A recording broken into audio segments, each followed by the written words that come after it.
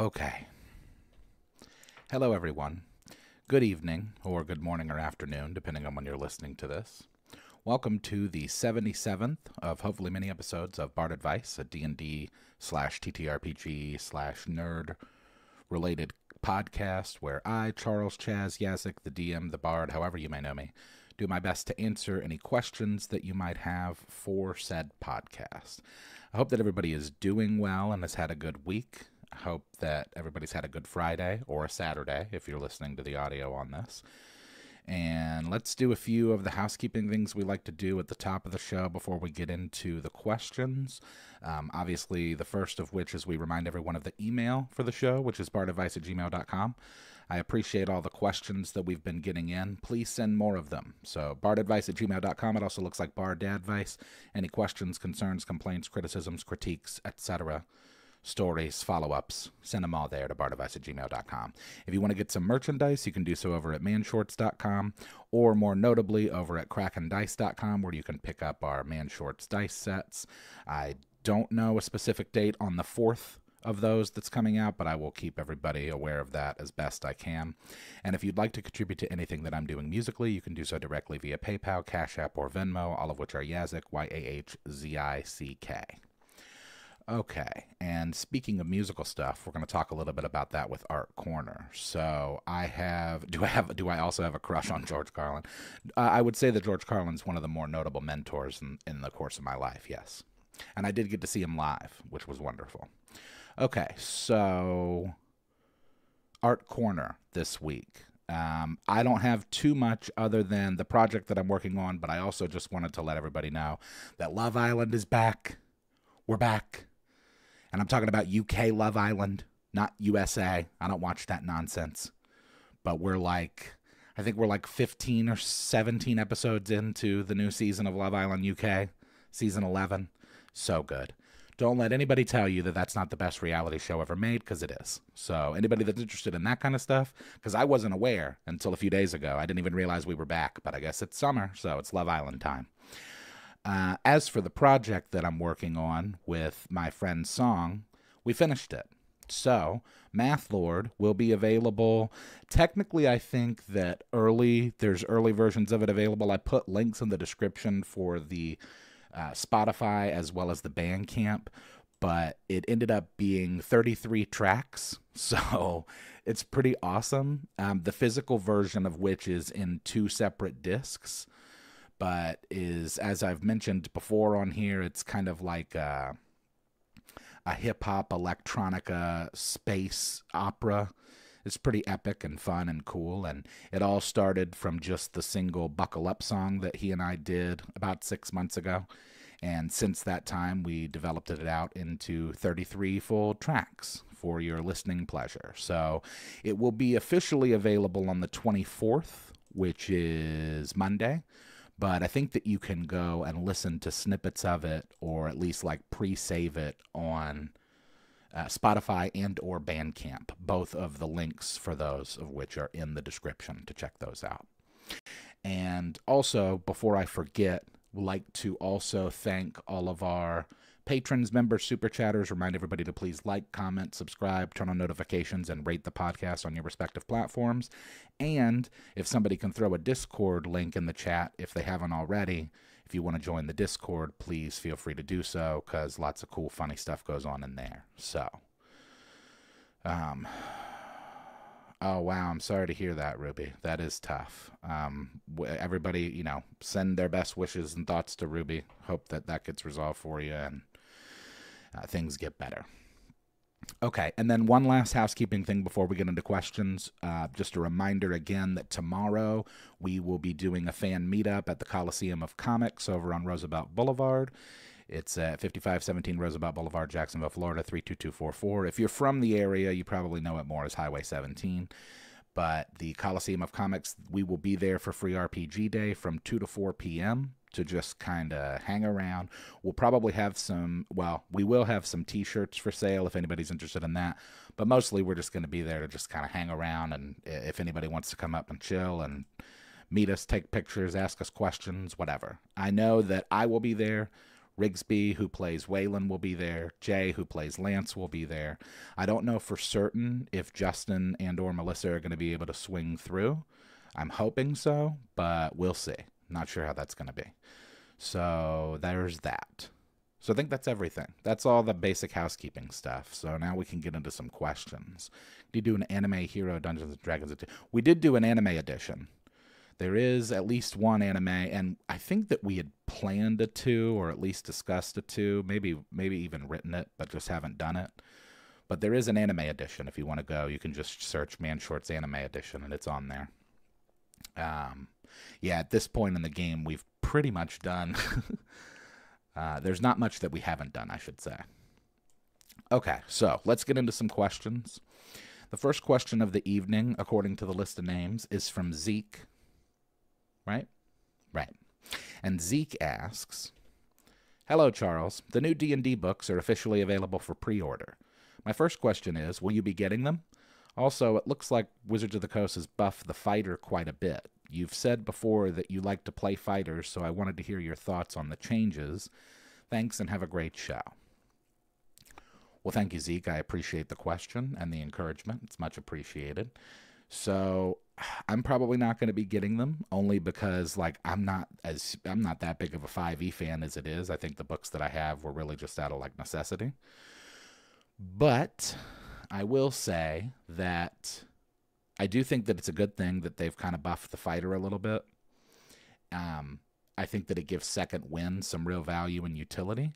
I don't know if anybody's actually seen that, by the way, so I was going to go through that if y'all want to look and see what's going on with it. I'm not logged in or anything, but this is the new stuff that's going on with the fighter.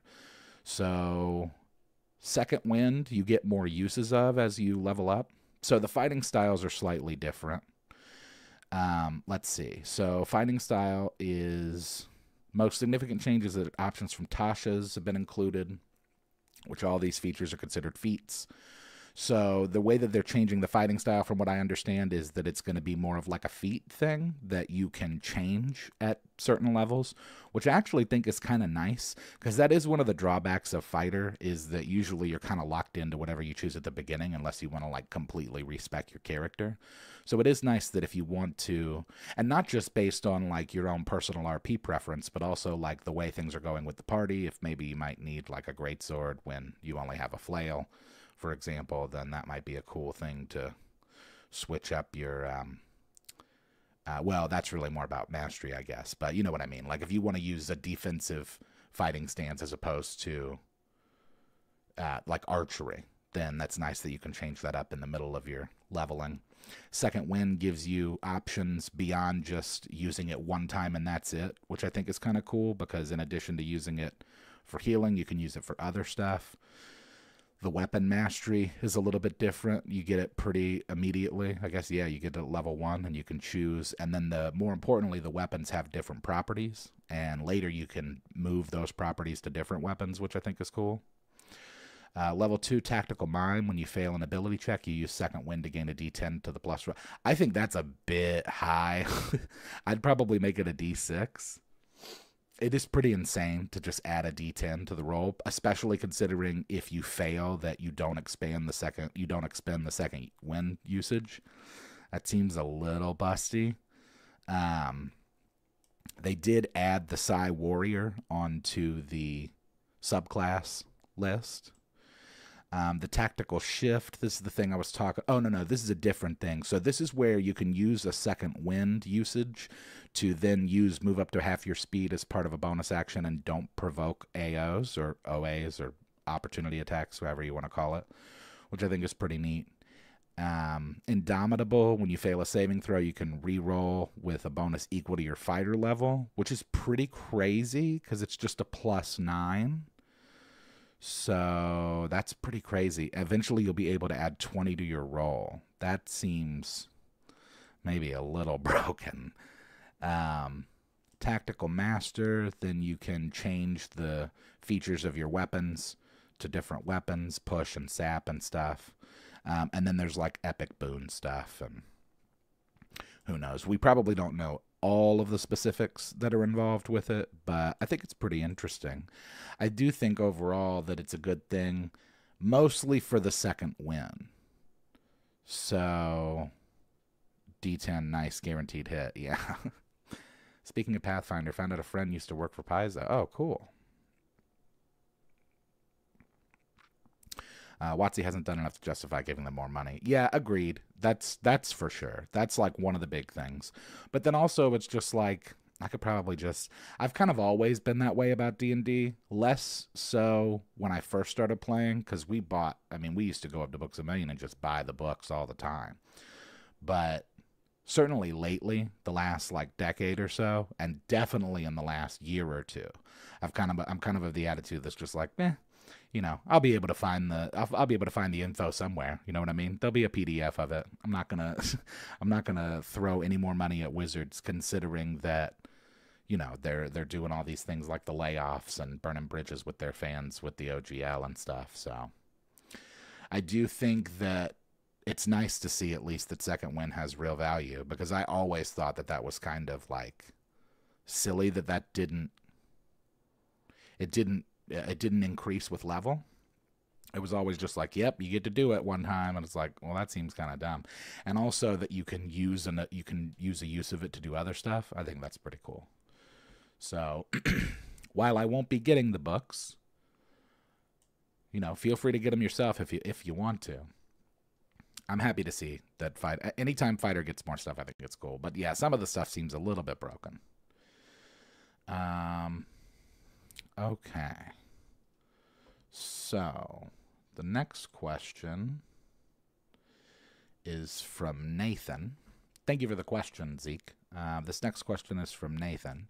And Nathan asks, why are Druids so ignorant of the natural creatures of the world, just because they haven't seen them before? I'm a 3/5 guy playing 5e. It's tough, I imagine. But this is a problem I've had with Druids and their wild shape ability from the jump. The natural world and its powers have infused you with magics that allow you to shape yourself and the world around you. But it won't educate you about polar bears if you live in the desert. The best thing that can happen to a druid is to find a traveling circus to learn new forms, but that's like the worst thing ever to a non-evil druid. Even the movie threw this out. Is this an encumbrance rule, or is there value to it? Thank you for the question, Nathan. So, yeah, I will say that is a thing that I've always thought was a little bit silly. I don't know if it's specific to 5e, because if I remember correctly, is that raw for all the editions, that as a druid you have to have seen the creature to be able to wild shape into it? Because that does seem kind of silly. Certainly if the case is that you have to see it in person. So let me say what I said about it, and then chat, feel free to put in your opinions on it. It does seem a little silly that the druid would only be able to wild shape into certain animals, particularly ones based on environment. It's my understanding that in 3.5 they can wild shape based on challenge rating, and it seems like this is something that could be addressed in RP, right? For example, a druid who lived in the desert, but maybe they traveled a lot when they were growing up, or perhaps even they had access to books that would have illustrations in them that would educate them on animals that they hadn't seen before, which, by the way, that's typically how it goes in real life, right? Like, I've never seen like a polar bear up close, maybe at the zoo. You know what I mean? But like, there's tons of animals that I've never seen in person, but I know what they look like because I've seen either video or images of them. So it makes me wonder if something like that could just be addressed between you and the DM with role-playing. I imagine they do this as a way to balance the game, like with CRs. Because if you could just shift into like a level 10 dinosaur at level 2, then that'd be pretty insane. But maybe the bigger solution for something like this would be for WotC to offer stat blocks for animals at every level that would allow for a wild shape based on that. Which is kind of like what they do with CR, but not really. So the other thing that I struggle a lot of times with talking about like rules and just like in general how the game is played is that I've been fortunate enough that a lot of the D&D I've played has been with the same kind of friends for the same for 20 years or whatever it is. And so one of our first forever DM, Posey, was very generous in the stuff that he would allow us to do. And part of that was because he was a really good DM who could challenge us. And like his attitude was like, bring it on, because I have access to the same content that you do. So, he could still challenge us even in all of our like most seemingly OP builds and stuff. So I can bet that I've had a conversation with him about this as a druid in the past, where it's something that's addressed with RP, where it's like, well, okay, can't we say that my character is like super into reading and has read a lot of books and therefore knows a lot more than like the average druid as to like what animals are out there and what I can shift into? I think that as long as you're within the realm, for me, the way that I would rule it is I would just do it based on CR. I don't care what you change into, so long as that you're within the CR restrictions of whatever level you are, right? So it's like, you can't turn into a dinosaur at level 2. That's something that's later on. I recently turned into a dinosaur for the first time on Baldur's Gate 3, so that was real fun. All right, let me see what chat's saying. In the AD&D, it's wild shape into elementals. I don't think any of the DMs have said that. Sometimes it's based on a knowledge nature roll. I think it's to avoid metagaming. Otherwise, there will only be like the same 3-4 animals that they'll use. I don't know if that's true. Maybe. Certainly with power gamers, but they're going to do that regardless of the class they play, There's still a CR cap in 5e.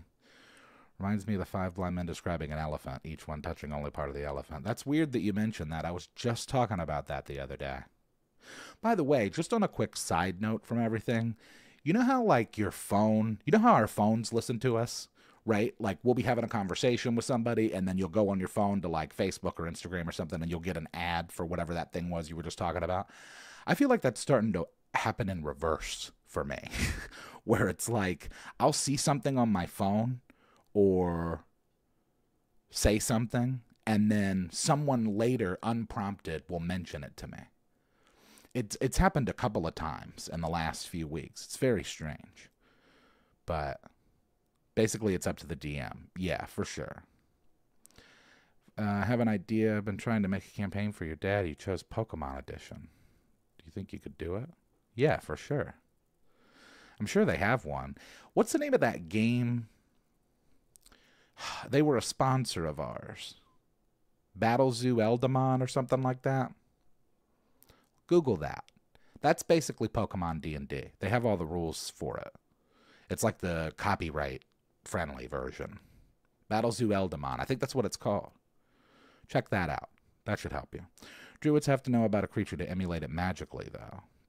Or magically through books and pictures, if not in person. Having cared for them should improve the quality, duration, or power of the change. Now that I like. Like maybe that's what it is that it's your ability to shapeshift is based on your direct experience, right? So you could shift into like an elephant, but if you've never actually seen one, maybe you're not as strong as you would be. Dinosaurs level 6 men for Moon Druid. Frequency illusion. Elaborate. That usually happens to me. I think about something, anything, and then it'll be, yeah, that happens a lot. It happens that way, but it also happens the other way for me, where I'll see like a TikTok, or I'll see, TikTok's a bad example though, because it's like, if there's a popular thing going around, other people have seen it. But, I'll just see like a quote or something that somebody posted on Facebook, and then 2 days later, someone will say that quote to me, and it's like, whoa. And that's like just what happened with the 5 blind men and the elephant. I was just talking about that like within the week. Useless callback to older editions that doesn't add anything in its way of restriction. The frequency illusion is a cognitive bias in which a person notices a specific concept, word, or product more frequently after becoming aware of it. Oh, yeah, that makes sense. Yeah. Like the number 23, right?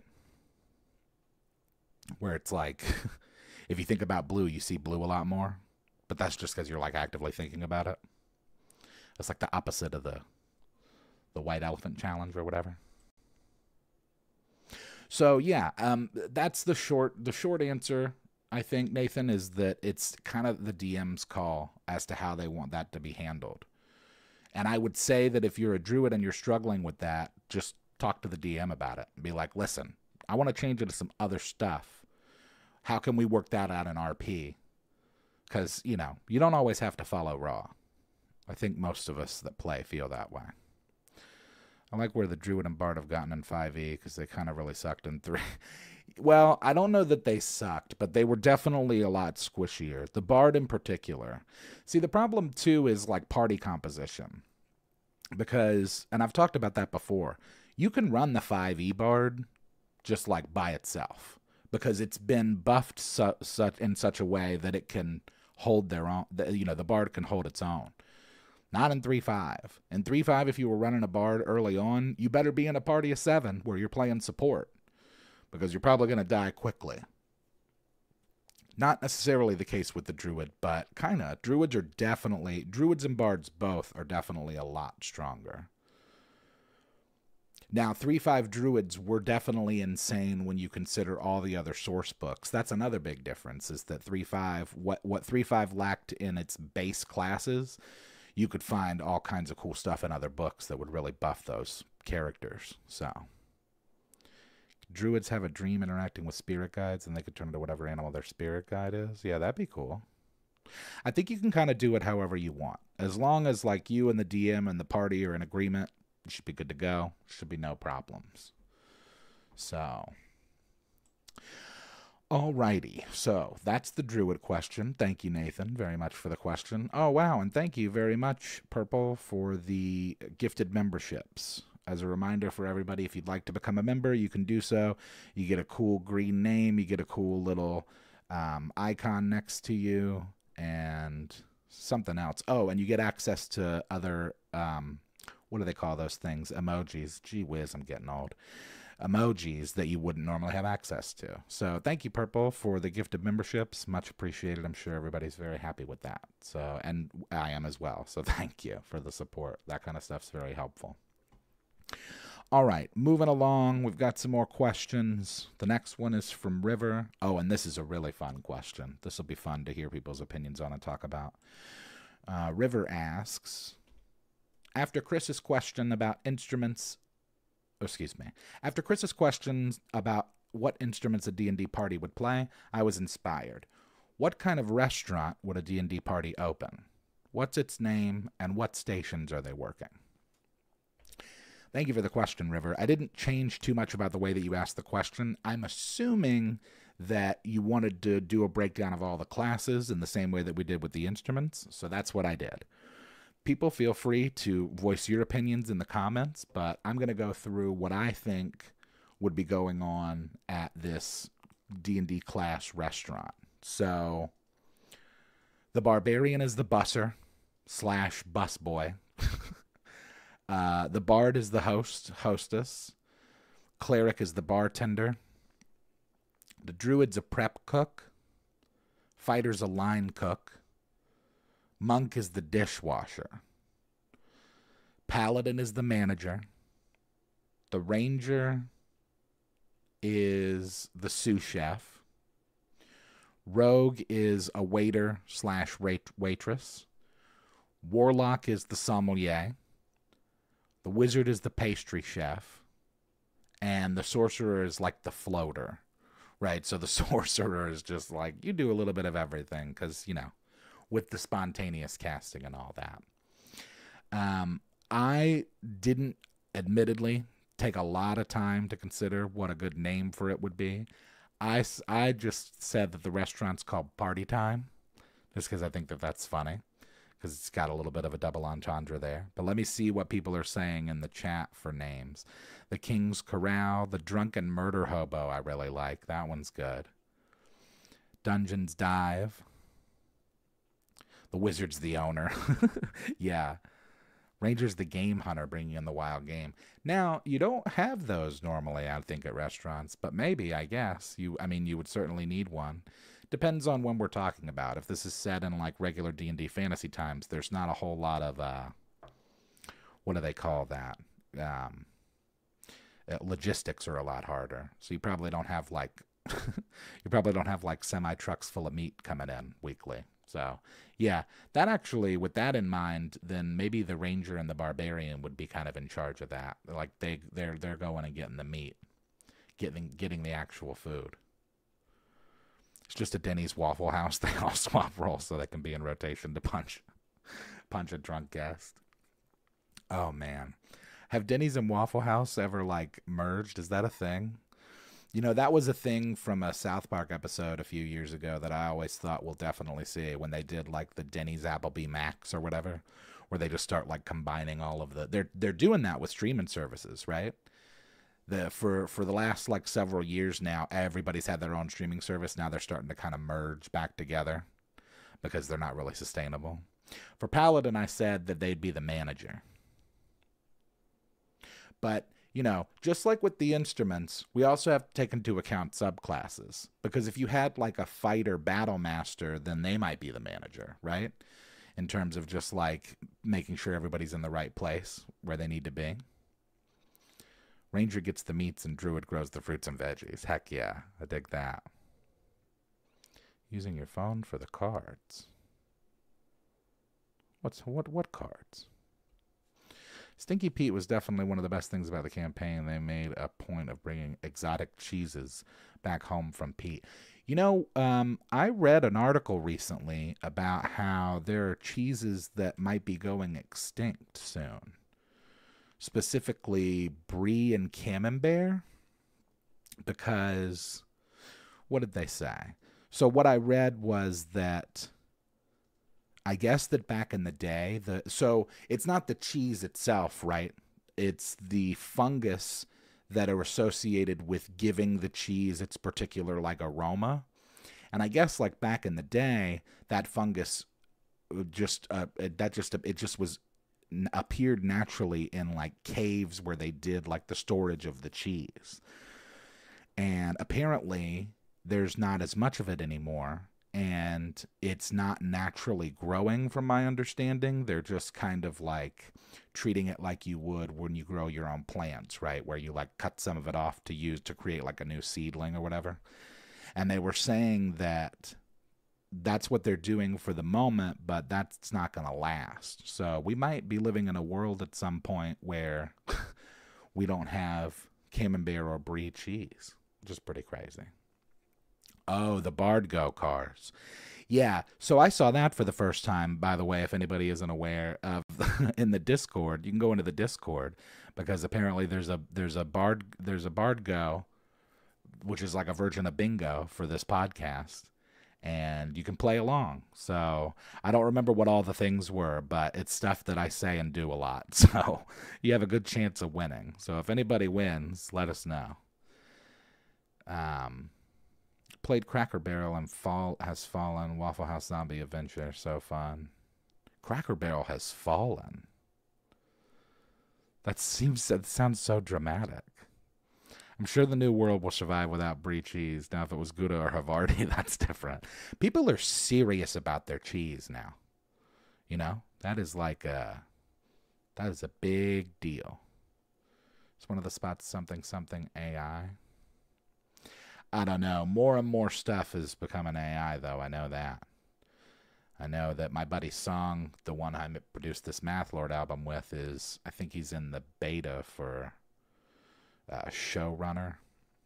Some of the video AI, has anybody seen those, by the way? Anybody that's on TikTok can tell you.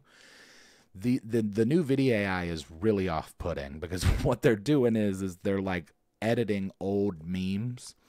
So you know that one where the little girl is like, is one of my favorite ones, where the little girl is like, look at all those chickens. And it's like a bunch of ducks.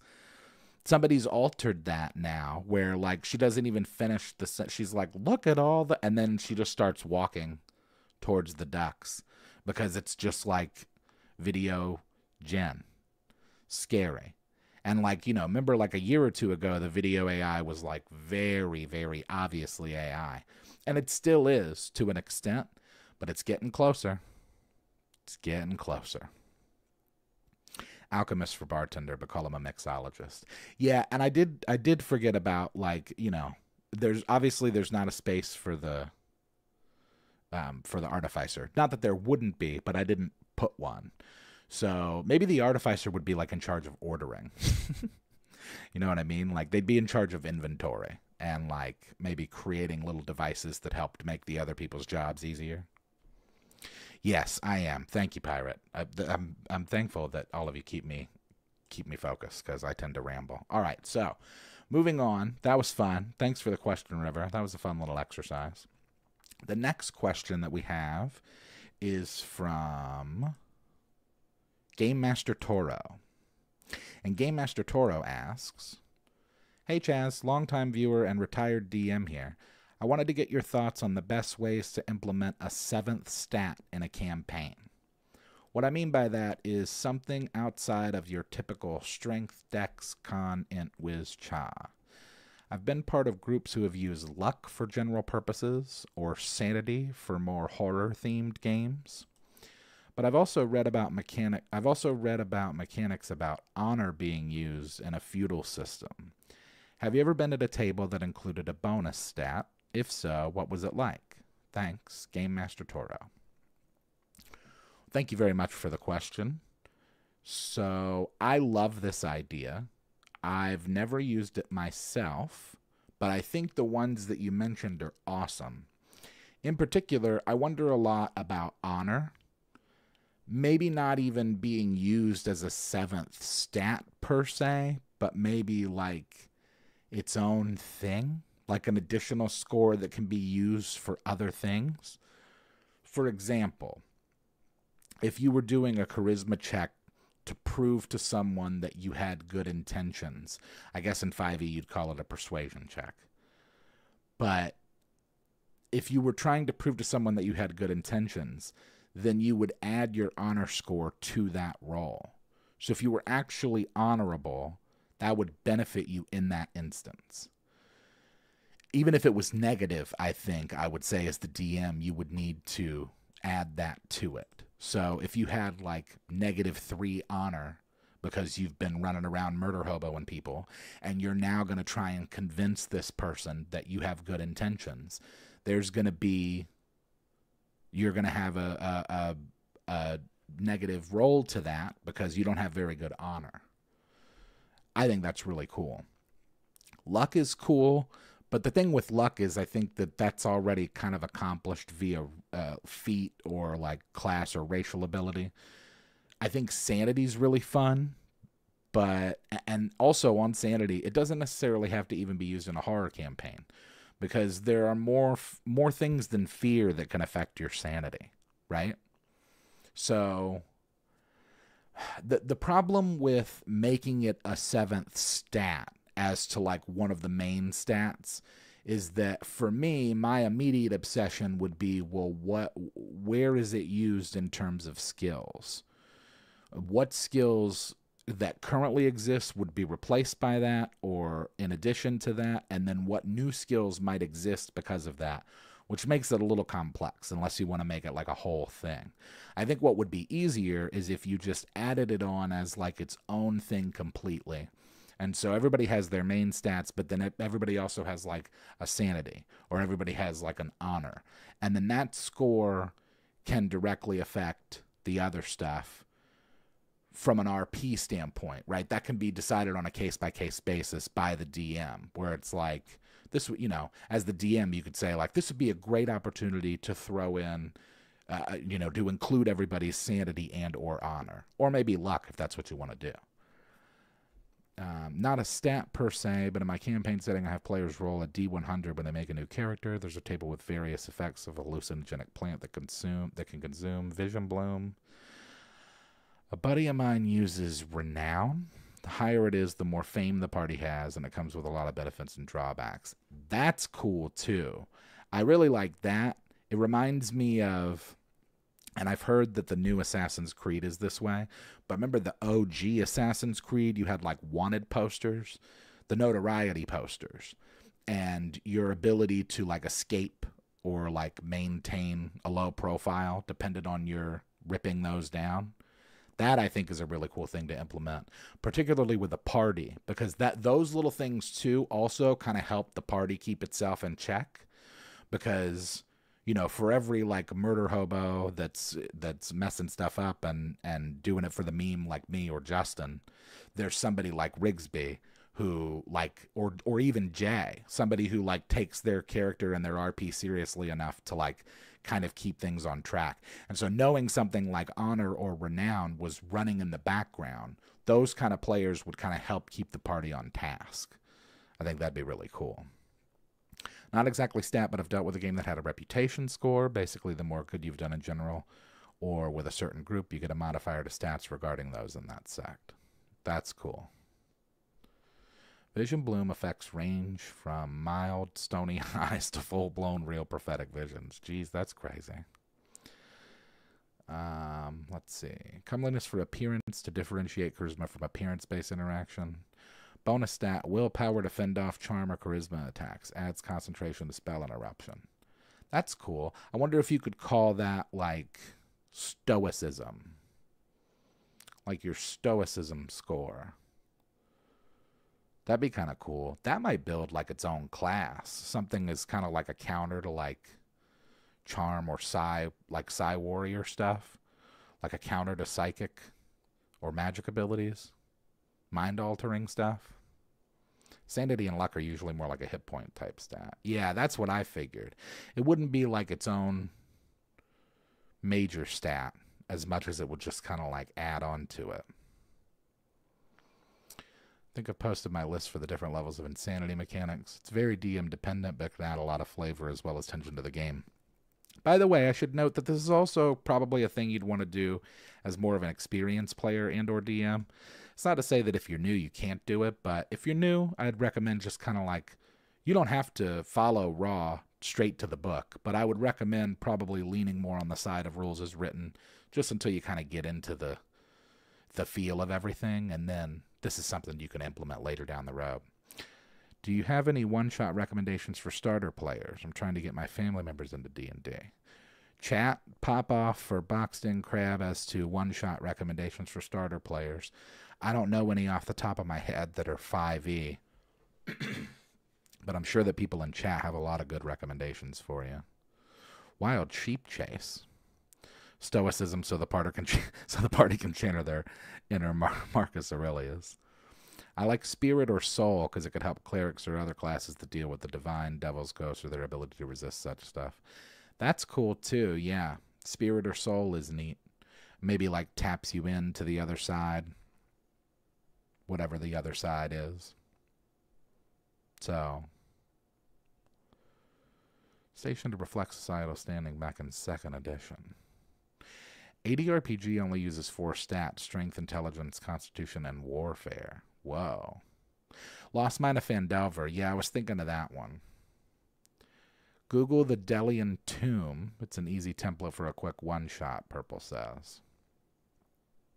Well, I'm excited to hear that you're wanting to get into at least get your family into D&D, because I'm sure it's I think you could have a very fun time. Lost Mine of Phandelvers is the WotC starter. I wonder, do you think they're going to drop another one? What with all these with the new PHB, Monster Manual, etc. We have 2 questions left after this one. And then we'll do a little chat. So, I think we've got time. We can get through it. First time to see the live. Yeah, no problem. Well, shout out, Alice. Glad you're out there enjoying Man Short stuff. We'll keep making it. Sorry you weren't able to make the stream, but we're here every Friday, so if you're ever able to get in here, it's no problem. We'd love to have you. One Shot, only learned about it a few weeks ago. Haven't played yet, but it's Goblin with a fat ass. Whoa. I don't know about that. A carnival fair or tournament is almost a fun, easy to build and run. Yeah, if you wanted to do like a homebrew one-shot, tournaments are always easy. Just like fighting, especially because like something like a tournament where it's combat based would give the players, it would give your family who, if they've never played, an opportunity to understand kind of the mechanics of things. And then you can, if they like it and enjoy it, then you can do another one where you add a little more RP. But what stream? This is the stream. This is the one. Came in late. You're not. That's a Bard Go thing, right? If you're here, you're not late. There you go. Everybody mark their cards. That's it's almost necessary to say when people come in and say that they're late. No worries. We're happy to have you. Okay, moving on. More questions. The next question is from Chris. Thought we'd get out of here without a Chris question, didn't you? Chris asks, with the recent bad weather plaguing the Midwest, I started wondering about how weather is often overlooked. Why do you think weather goes so unused for most games? It seems like weather tends to be used either to set the mood of the day or used as a reason why the party is halted. Would you be interested in a game that took weather into consideration, where random encounters could include things like hailstorms or even tornadoes? Well, thank you for the question, Chris. Yeah, I think that this is a great question. I think the short answer is, as to why weather kind of gets overlooked, is that a lot of time the DM and the players are generally more concerned with the main plot and or any kind of like side plots or quests they've got going on. It's hard enough to get players to focus on the main story. So, like, let alone the details like weather. But I do think it would be really fun to play a campaign, even if it was just a one-shot that was focused on weather, because I think weather creates all kinds of chaos. In addition to whatever the weather itself is, it can change the terrain. Tornadoes and hurricanes can just blow people or buildings away. Extreme heat and or cold can slow down a party's ability to travel quickly or at all. Stuff like sandstorms, earthquakes, and mudslides can be very dangerous. And that's not even considering things like animal stampedes. And another thing that kind of came to my mind when I was like answering this question and writing this out was Jumanji. Remember in Jumanji when they roll, I forget whatever he rolled, but the house floods and then there's a crocodile in the house in the water? That is the kind of stuff that I think about when it comes to weather. And so, yeah, I think that that's a really cool thing to include in the campaign because you can go any number of different ways with it. Again, I think that this, similar to the bonus stat, is a thing that's a little more on the more experienced side, only because, like, you want this to be an addition to what you're already doing, and you don't want it to be a hindrance or something that confuses people. So, you know, maybe if you're a little more on the experienced side, but I definitely think people should add more weather into the games, or at least like make weather more of a factor. Sometimes it is. I think that it's simple, but the rain was certainly a factor in our We Play that we did. And storms can change the course of everything. Volcanoes. Yeah, I didn't even think of volcanoes. Oh my God, volcanoes are terrifying. My wife and I recently watched that thing about Pompeii. Big, scary stuff, volcanoes. For real. And not even the lava. What are those things called? Every month in the quarter moon, there'll be a monsoon in your lagoon. Whoa, you already know the words and stuff for that Jumanji thing I was talking about. Don't underestimate a hailstorm either. Yeah, big facts. Growing up in Florida, I've seen a good number of bad hailstorms, and they can wreck stuff. Rain causes the lake to flood over your rampage your way. Yeah, most definitely. Even something as simple as like a hard rain can really change things going on. Pyroclastic flow. Gilligan's Island edition. Yeah, that'd be fun. Steam interruption. Yeah, it happened to me on my side too. I saw that it was kind of buffering, but it looks like it fixed itself. So next session's going to start with a storm. Lightning strikes and wildfires. Yeah, most definitely. Bardgo with the steam interruption. Nice. Poisonous gases from a volcano is scary too. Yeah. And also, remember, that's another thing. When you're dealing with weather and you're dealing with D&D, you can do what you want to do. So the rain could be acid rain. You could even set up a situation where maybe it's a volcano that's exploding, but it's not exploding with lava, it's exploding with water.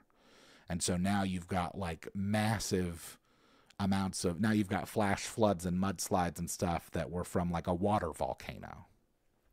Just food for thought, throwing it out there. Like if you want to do that and kind of combine the concepts of like real weather with fantasy D&D stuff, you can do that too.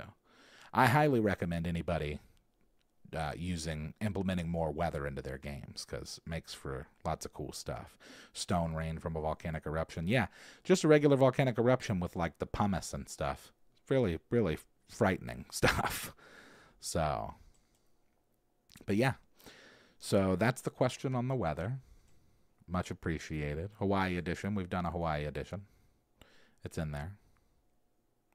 In fact, I think that's one of the things that they had to deal with, right? Because, like, didn't a volcano just erupt, like, in real life?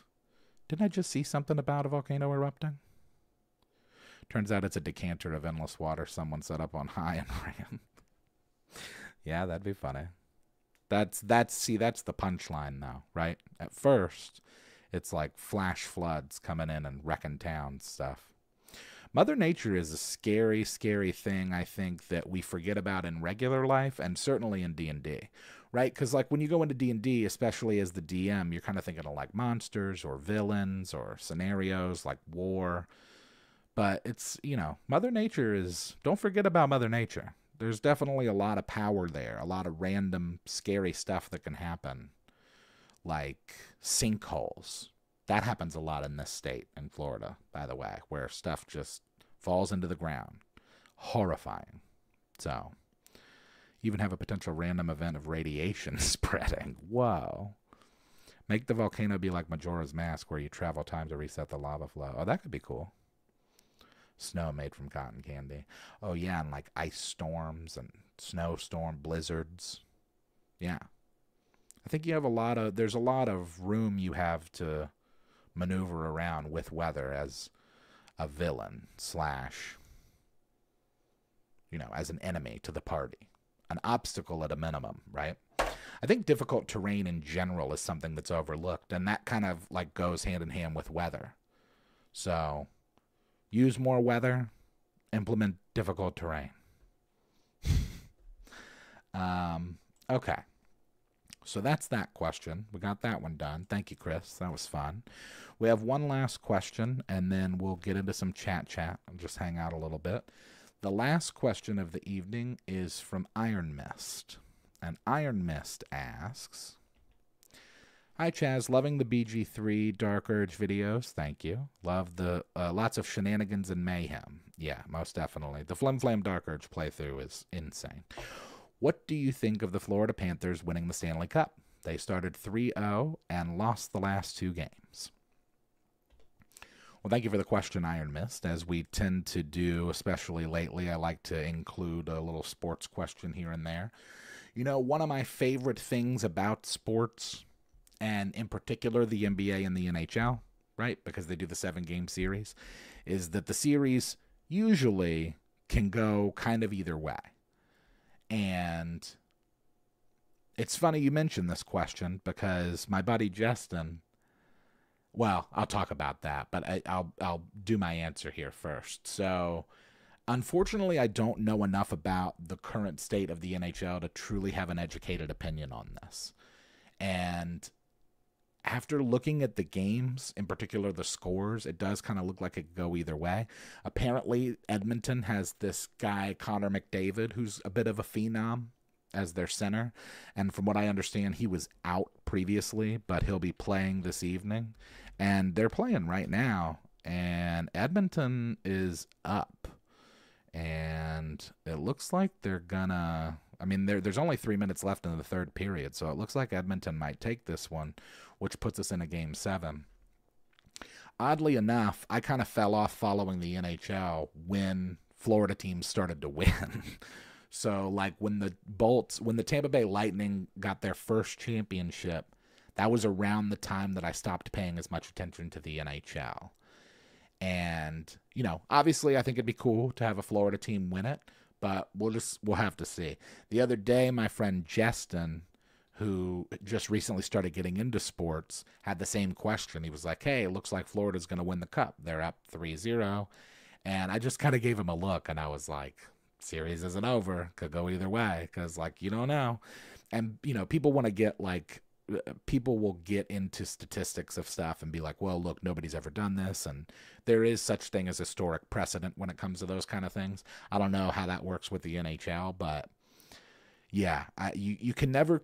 The thing about finals, the finals in particular, because I think that this is true of any kind of 7-game series across any sport at any like point in the playoffs, but particularly in the finals, you have to remember, like, the reason that these two teams are in the finals is because they're the best two teams. And so it can kind of go either way. It's probably why they have 7-game series, because they're aware that, like, well, this team will probably get, this one will win, and then that one will win. And, they're both kind of at the same level, you would hope. Now, obviously, you have some times where teams get swept, or like recently the Celtics beat the Mavs 4-1, what they call a gentleman's sweep in the NBA. But this looks like it's going to go Game 7. And apparently that Connor McDavid guy is for real. So, be interesting to see. Oh, before I forget, I did kind of want to show off to everybody, because I don't know if I've ever showed this on the podcast, but I actually got to touch the cup before. Now, this picture here is probably like 15 years old, maybe. I don't know. I was in my early 20s when this was taken. So that's me on the left. If you believe it or not, in the middle, back behind the cup, that's Justin. That's long hair Justin from back in the day. And then on the right, that's Justin's brother and my friend JR, who he now lives in Iowa with his lovely wife and children. But it's a funny story, actually, about that, us going to touch the cup. So it wasn't planned. We were actually helping a friend move. And it was our friend's little sister. She needed help moving her apartment. And she was in Raleigh, North Carolina. And we were up there. We went up there for the weekend to help her move all of her stuff.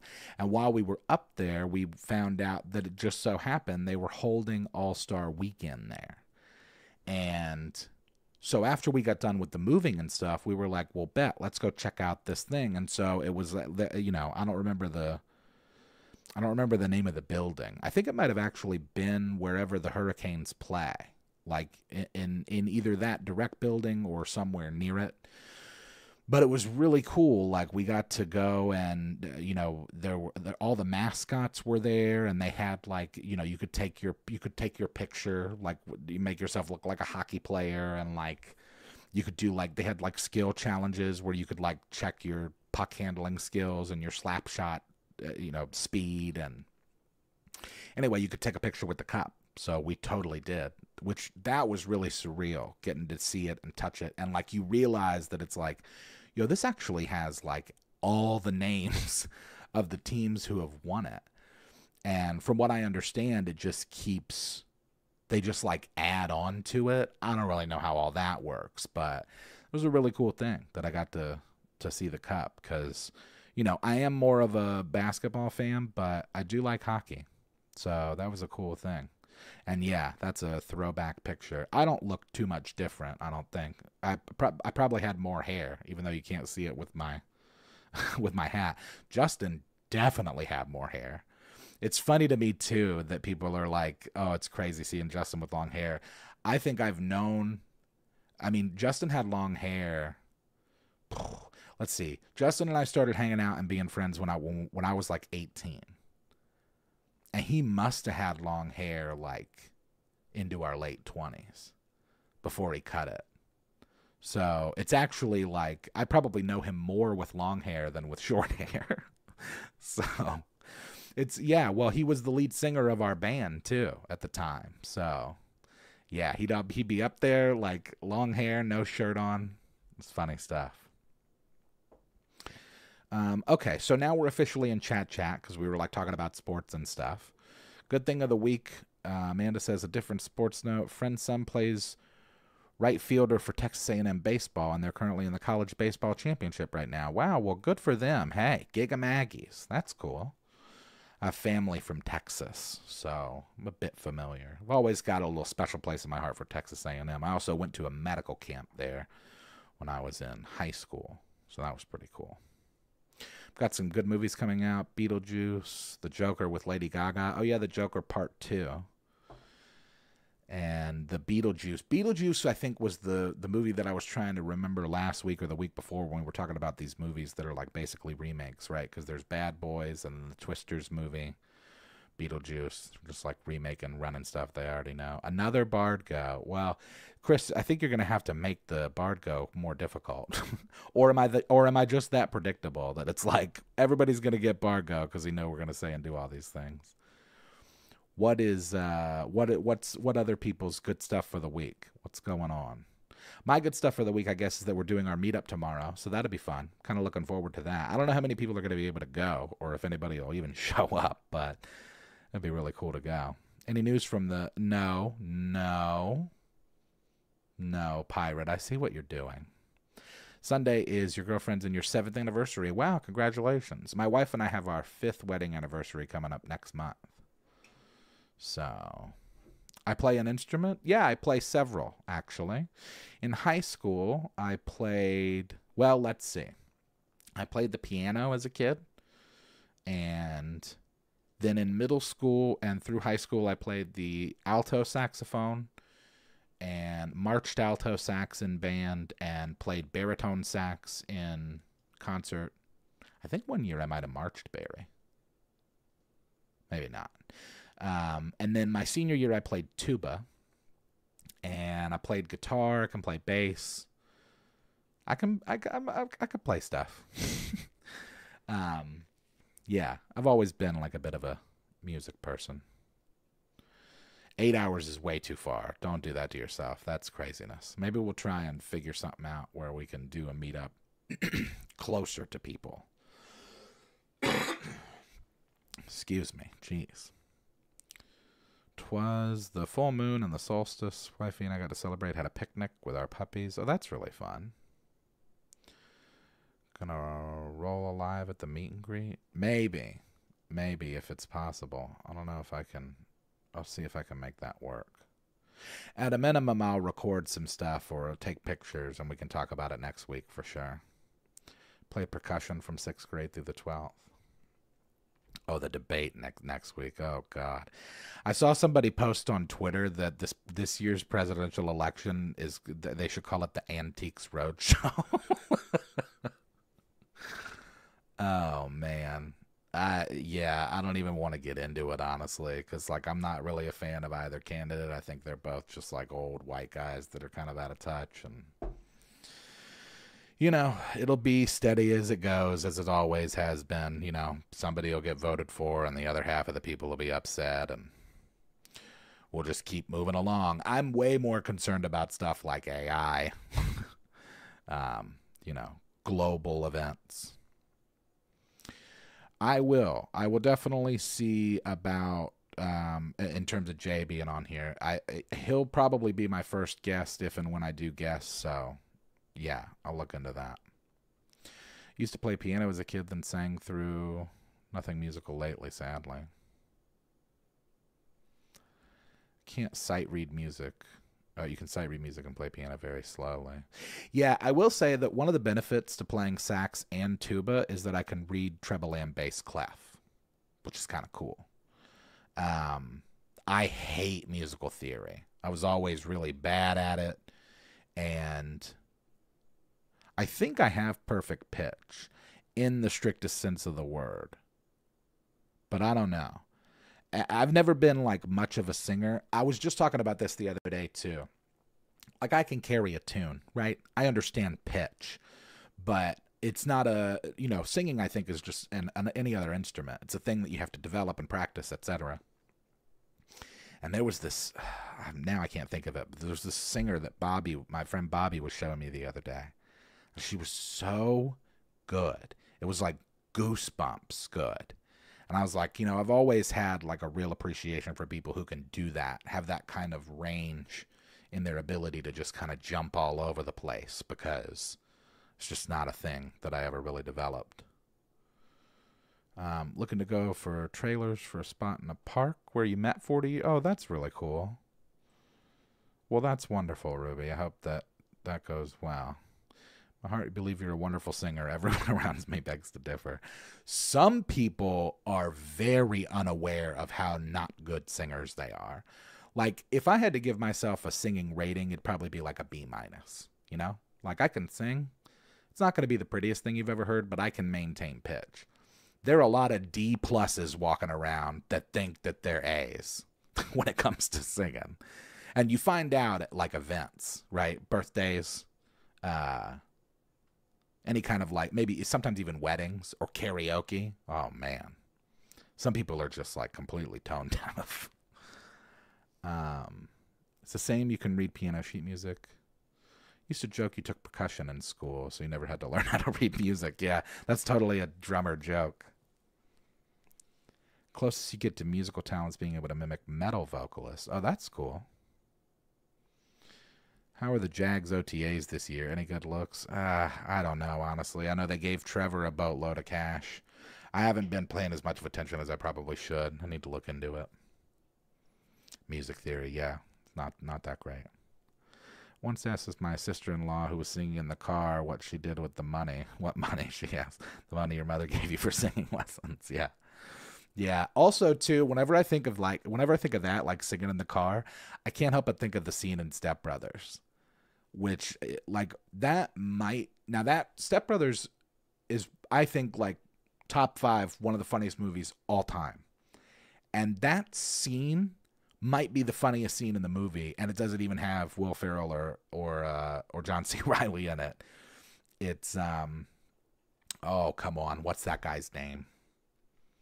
What's this? Adam something. He's the guy that's the lead in Severance. Can't think of it. But oh my God, so funny when they're singing "Sweet Child of Mine" in the car, and they almost crash the car. Oh, man. Okay. Well, here we are, folks, at the end. Can't believe it already. Once again, this thing's gone by fast. I hope that people have marked their BardGo cards. And if Adam Scott, thank you. That was going to drive me insane. Thank you. Yes. So funny. Okay. So before we get out of here, once again, let's run through all of the things that we like to. The email is bardadvice@gmail.com. It also looks like bardadvice. Please send your questions, concerns, complaints, criticisms, critiques, stories, follow-ups, everything there. As I mention or try to mention every episode, you, the audience, are half of the show. I'm just but half of it. I require your questions for continuing to produce content for it. So please send them to bardadvice@gmail.com. If you want to get some merchandise, do so at manshorts.com or at krakendice.com. If you want to contribute to anything that I'm doing musically, you can do so via PayPal, Cash App, or Venmo, all of which are Yazik, YAHZICK. Once more, before I get out of here, remind everybody again that the Math Lord album is currently, I think, available at least for pre-saving on Spotify. It will definitely be available on the 24th on Monday, and you should go and check that out because it's a really cool project, and I'm on a good amount of the songs. Also, another reminder, oops, that's me in the cup again. Another reminder that we'll be at the Coliseum of Comics tomorrow for Free RPG Day. So from 2 to 4 p.m. Eastern, we'll be hanging out over on Roosevelt Boulevard, Highway 17 in Jacksonville, Florida. If you want to come hang out from 2 to 4 p.m., that's what we'll be doing.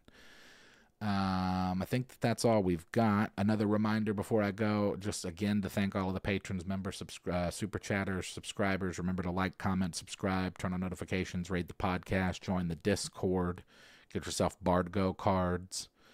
And I think that's all we've got. So I hope that everyone has a fantastic weekend. We will be back here next week, same Bard time, same Bard channel on the Man Shorts YouTube channel at 10 p.m. Eastern Standard Time. The audio for this podcast, as usual, will be made available tomorrow at 12 p.m. noon Eastern Standard Time. I hope that everybody has a fantastic weekend and an even better week, and we will see you next time.